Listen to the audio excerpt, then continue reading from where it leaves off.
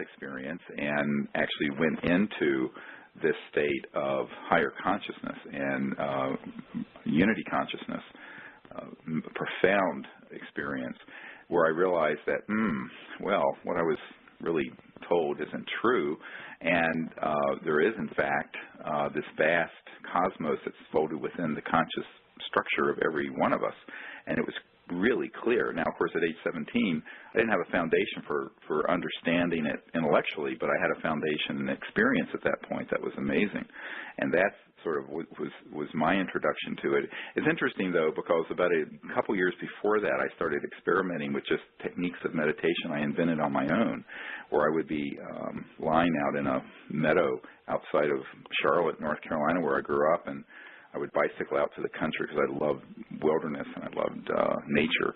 And I would do these meditation techniques that I just sort of visualized on my own. And I would have these out-of-body experiences where I would float over the city and would see things. And I began to do this kind of traveling and remote viewing even before my near-death experience. And it was really crystal clear. And so, you know, I began to really question what I had been taught. And, you know, some people were raised in religious traditions that are very rigid. I was raised in a scientific tradition that was equally rigid.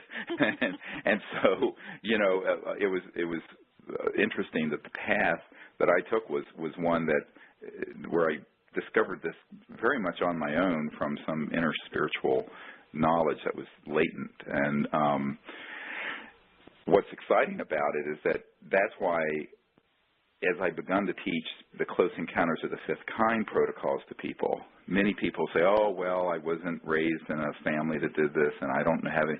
I said, yeah, but I wasn't either. And what I point out to everyone is that if you're conscious, you can be aware of awareness. And if you can become aware of pure, quiet mind in a deep, deep state, you can then escape the boundaries of linear 3D space and 4D space-time and see distant places and travel to other star systems and see other dimensions and learn knowledge from the level of Ritambara Pragya, which is the Sanskrit term, the Vedic term for this level of consciousness where all knowledge is contained.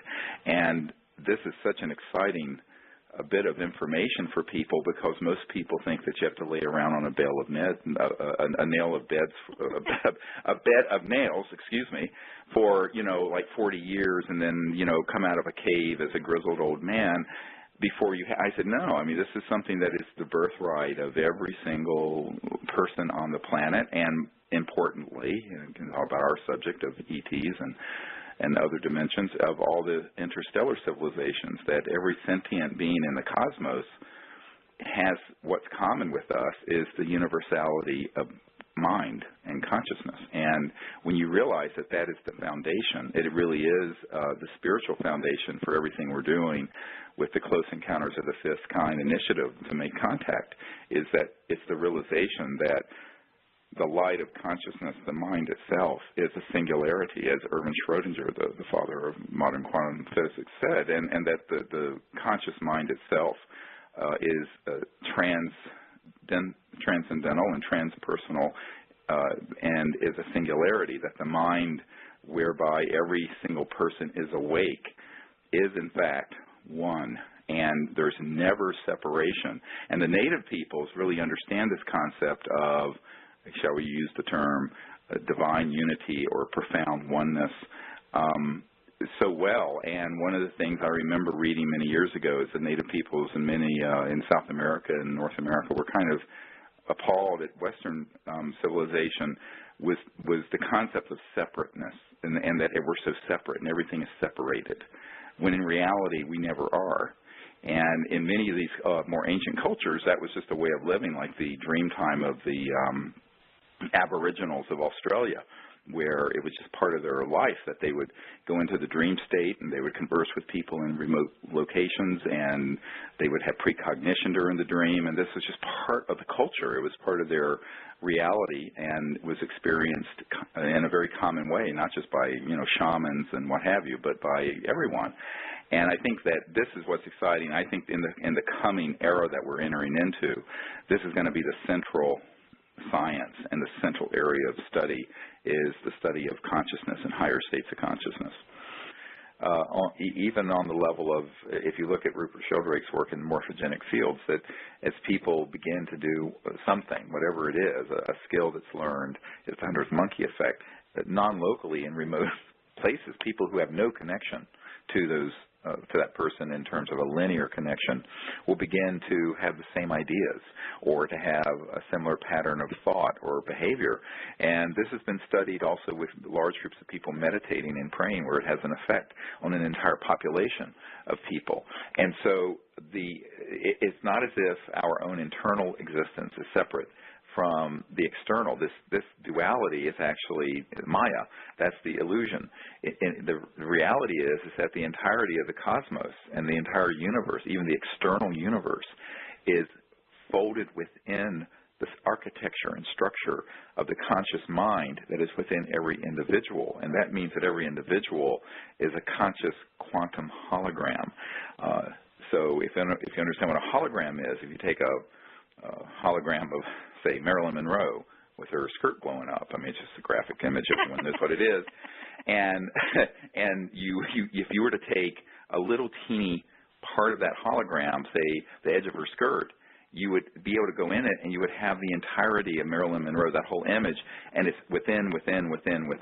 Well, the whole universe is a conscious quantum hologram, and each individual that is a conscious being, which is all of us, has the entirety of the cosmos folded within us. And that's why when individuals go into deep meditation to make peaceful contact with these other civilizations from other star systems, it has an enormous effect way beyond what people can realize.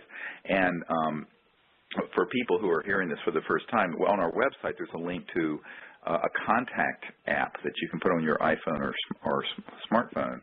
And we now have thousands of people who are doing this, and there's a meditation in there. All the protocols are in this app. It will turn your phone into a magnetometer that will pick up the changes in the magnetic field as other life forms or ET craft approach.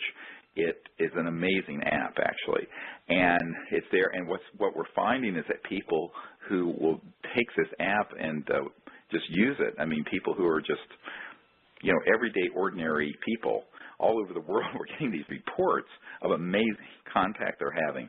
Why? Because the universality of consciousness is that it's universal, and the mind that is within each of us is a singularity. And when you practice these deep meditation protocols and then intend to make peaceful contact, there is a hunger, an eagerness by these interstellar civilizations that have been around since the beginning of time, who have been around, some of them, I call them the guardians of life on Earth, who have been around watching and seeing the Earth develop and protecting the Earth. They are so eager for humans to awaken to that capability that is why they will appear. And, of course, some people have experiences with purely spiritual beings that aren't 3D physical, but I'm now referring to extraterrestrial civilizations that have physical worlds, physical bodies, and physical spacecraft. But in order to travel through interstellar distances, they use technologies and consciousness to drop out of 3D and to go through other dimensions, much like a lucid flying dream. And this is why so many people have experiences in the meditative and sleep state with ETs.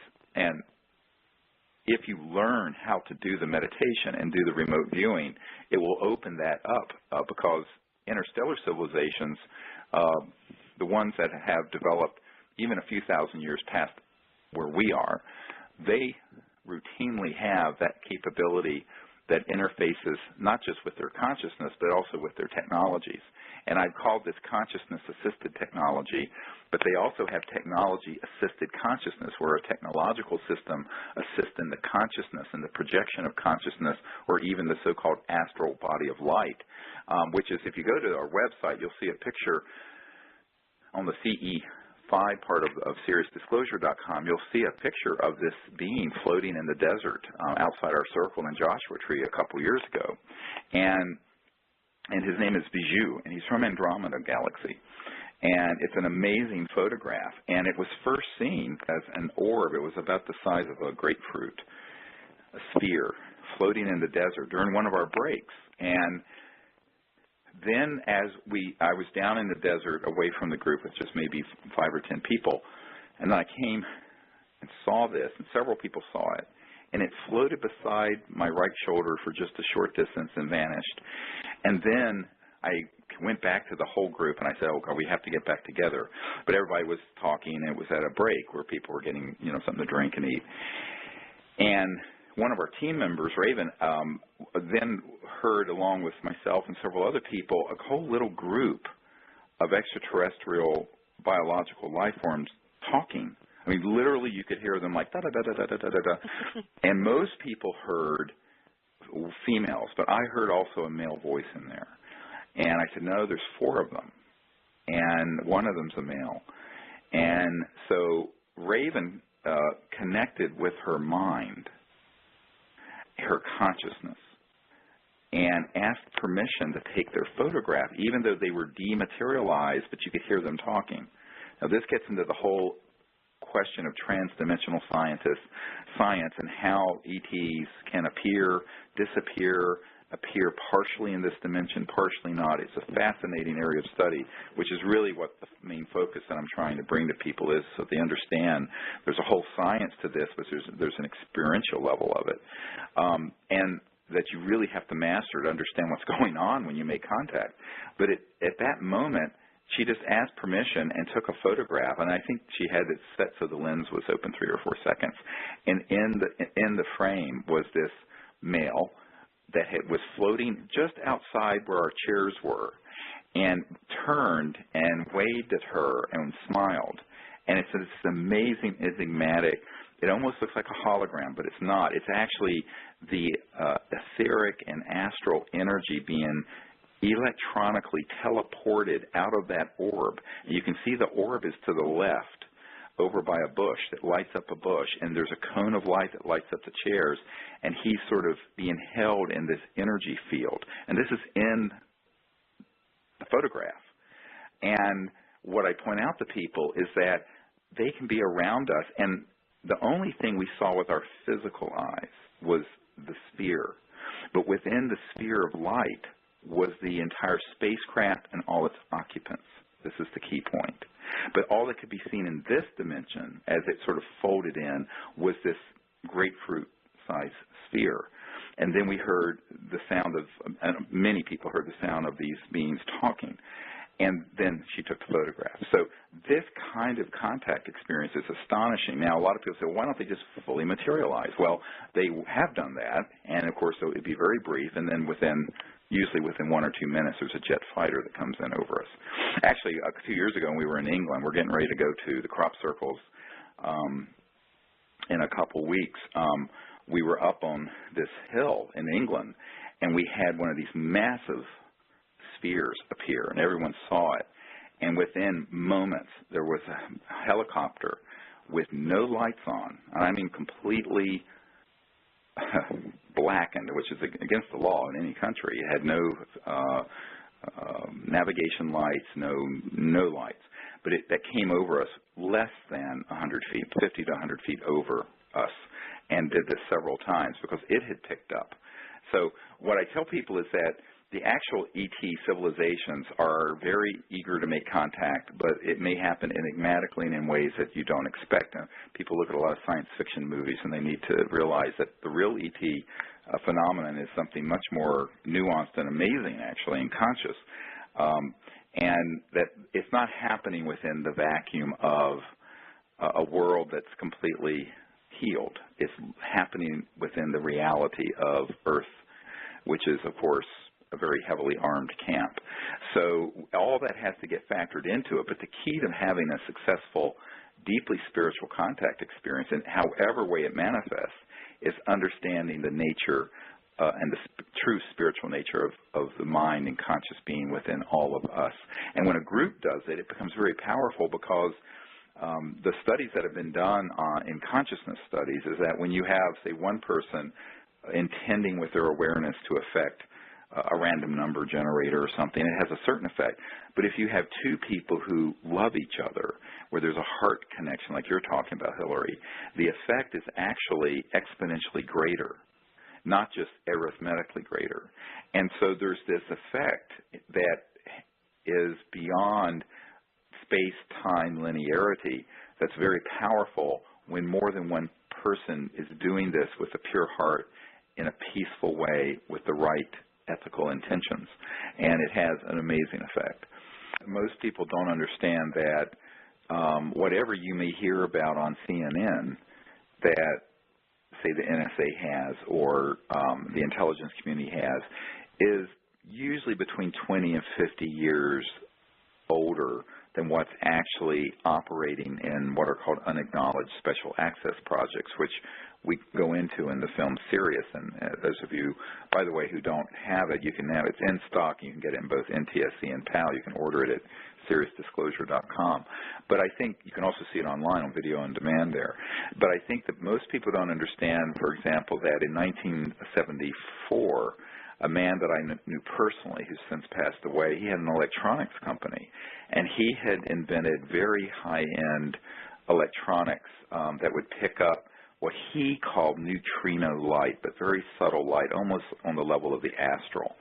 And the National Reconnaissance Office, the NRO, Google it, it's the super secret spy agency that runs all the classified satellites, seized the technology. He told me this personally, and I have a witness to this, by the way. They seized the technology, and this is 40 years ago, and put it on their satellites so that they could pick up ET craft even when they weren't in this dimension but were about to materialize so that they could lock onto them. So that was, now you can imagine how many iterations of technological evolution have happened since 1974. It's almost 40 years in a classified project that has, as Donald Rumsfeld said, $2.3 trillion that is unaccounted for in the Department of Defense alone, not to mention the intelligence community, that have gone into these so-called black projects. So what I always tell people, whatever you think the capabilities are within classified human projects, it's 1,000 times more developed. However, one of the things that they cannot do anything about is people coming together openly, doing disclosure, and also making contact and consciousness. Because, yes, I'm one person that can be a high-value target. I hate to use that term. But, you know, there are 7 billion people on the planet, and now there are thousands of teams out there doing the CE5 contact protocols, and many more thousands of people who are just by themselves doing it. That they can't handle.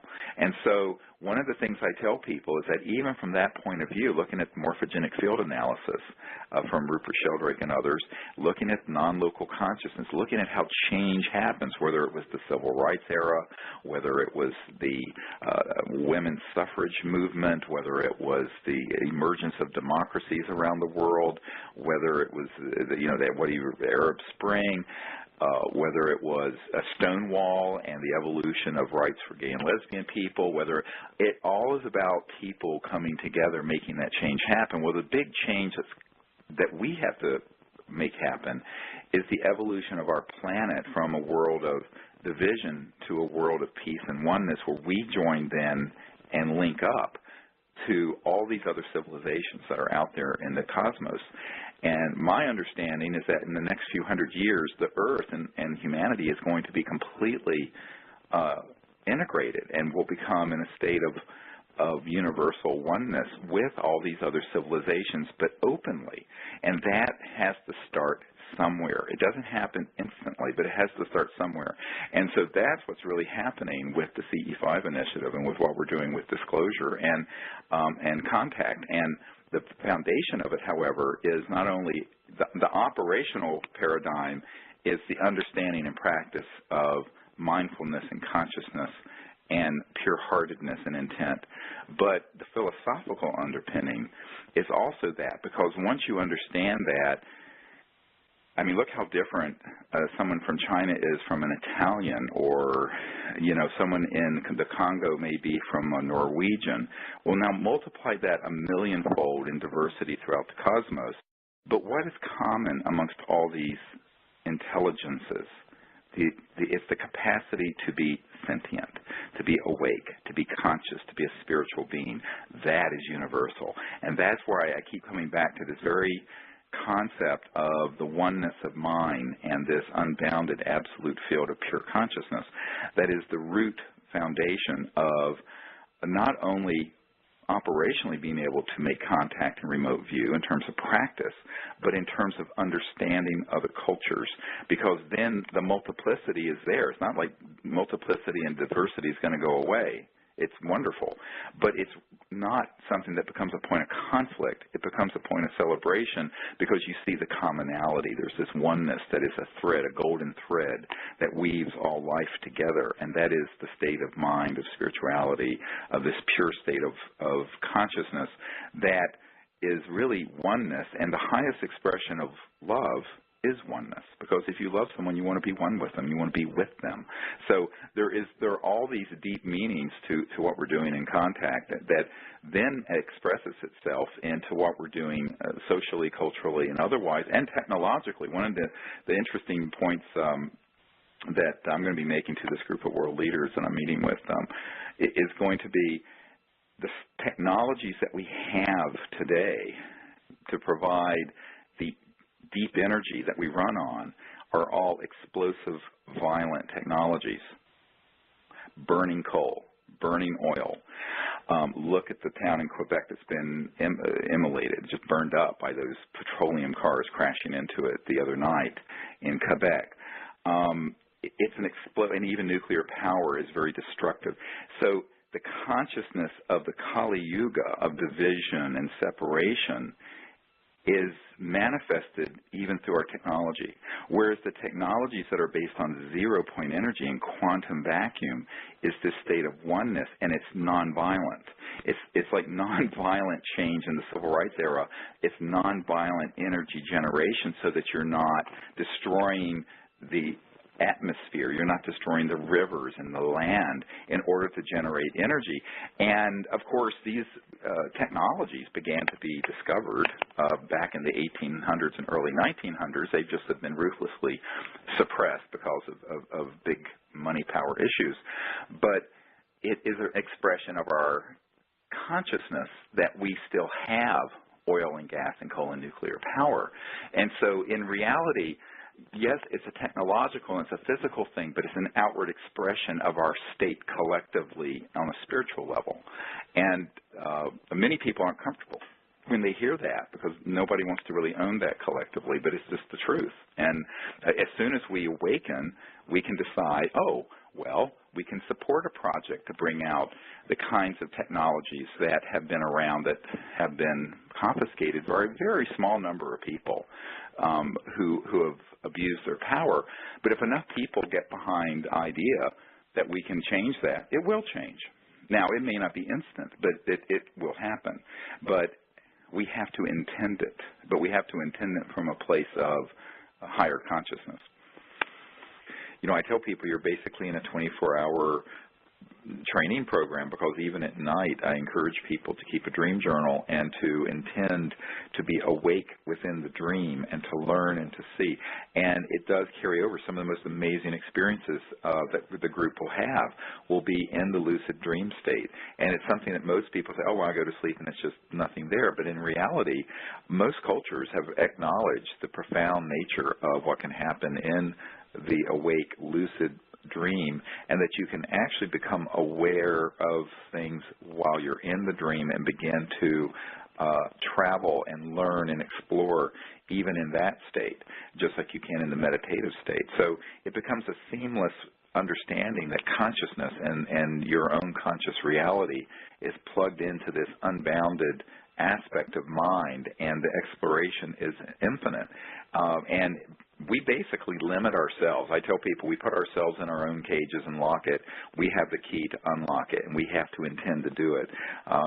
Anything someone like you and I can do is sort of point the way, but ultimately every individual has the key to unlocking the freedom within their own soul, and that's what everyone has to accept responsibility for, and then come together. This is where that individual becomes the social and cultural to make the change real in the material world, where the physical world is benefited from that realization, and where you get the courage, spiritual courage, to make the change happen in a nonviolent way, but in a way that is spiritually the Shambhala warrior sort of way, where you're not a warrior in the violent sense, but you're not going to be intimidated by people who want to drag the world back into a period of division, separation, and warfare. And I think going forward, this is one of the biggest challenges we're going to have, because it's very, very easy to play on people's fears and hatreds, and this is, of course, demagogues have always done that in organized religion and political systems. And the big risk of the coming decade or so is, as people become more and more aware that there's intelligent life out there, that we not take, one racial or tribal or national competition and division, or all the different things that have divided humanity over the thousands of years of this era of division and separation, that we not then extrapolate that into this new era of enlightenment, where we then say, oh, well, now we have to view these other civilizations in an us versus them way, because this is not progress to go from international war and intertribal war and interspecies to then go to interplanetary war. It's very easy to play on that proclivity within the human cultural, social construct, because that's been the collective experience for so long in our society of, one tribe or one religion or one nationality or one economic philosophy competing with another, and to the point of it being violent warfare. And so there are people who, of course, would benefit from that kind of conflict being expanded into space. And they are very good at manipulating that scenario. And what we have to do is say there's another path, and we have to choose